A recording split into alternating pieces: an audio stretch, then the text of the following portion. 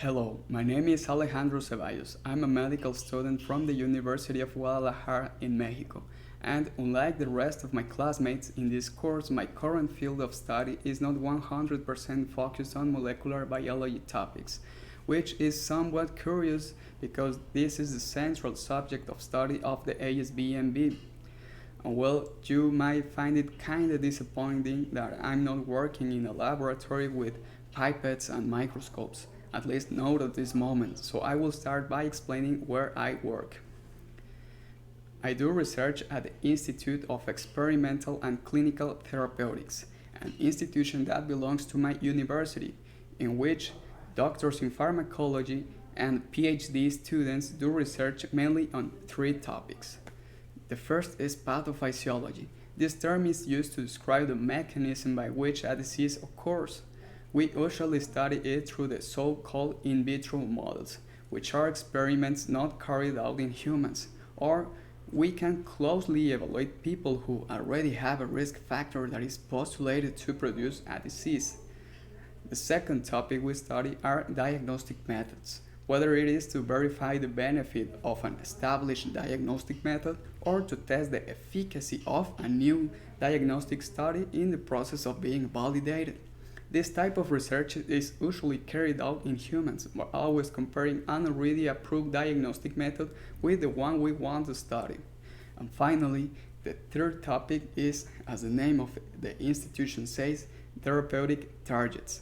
As with diagnostic studies, we can investigate the efficacy of a drug already approved in other populations or countries to see how effective it is in our population.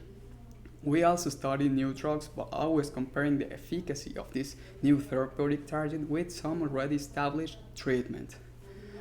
And well, my research team studies these three topics, but in a specific group of pathologies known as rheumatic diseases.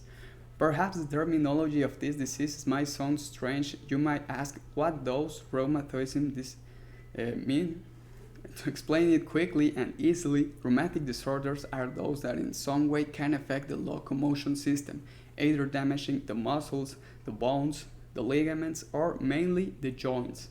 The origin of these diseases can be from a wide variety of sources, like a metabolic background, such as gout, produced by an increase in uric acid, a waste component of DNA metabolism, which can be increased by an excessive consumption of red meat and or alcohol.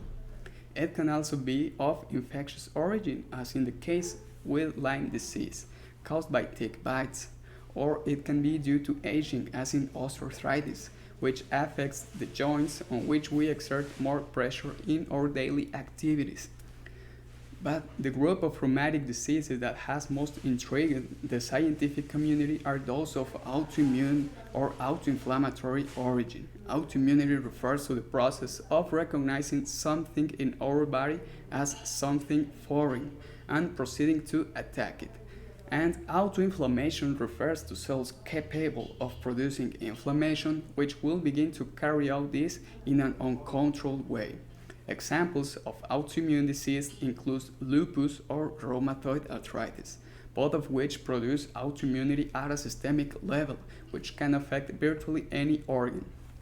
Among autoinflammatory diseases, we can find familial Mediterranean fever, but we also have diseases that are in a point between autoimmunity and autoinflammation, such as ankylosing spondylitis, which mainly affects the spine.